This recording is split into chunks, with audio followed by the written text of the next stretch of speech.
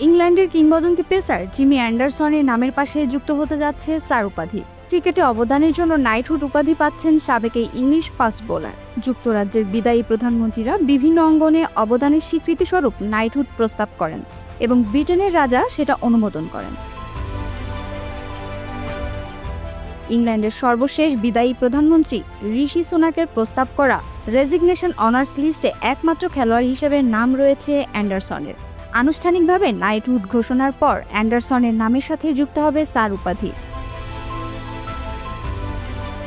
2002 সালে আন্তর্জাতিক ক্যারিয়ার শুরু হয় জেমস অ্যান্ডারসনের। 2003 সালে 20 বছর বয়সে অভিষেক হয় টেস্ট ক্রিকেটে।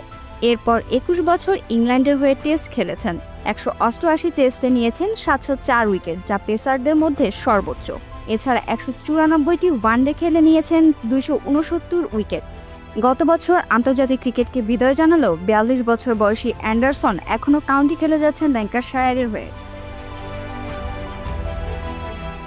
এর আগে ক্রিকেটারদের মধ্যে নাইটহুড পেয়েছিলেন ইংল্যান্ডের Andrew Strauss, Alastair Cook, Geoffrey Boycott, Ian বোথামদের মতো ক্রিকেটাররা। অস্ট্রেলিয়ার ডন ব্র্যাডম্যান, নিউজিল্যান্ডের রিচার্ড হ্যাডলি, ওয়েস্ট ইন্ডিজের বিব রিচার্ডসরাও এই পুরস্কার পেয়েছেন। এবার সেই তালিকায় যুক্ত হতে যাচ্ছে অ্যান্ডারসনের নাম।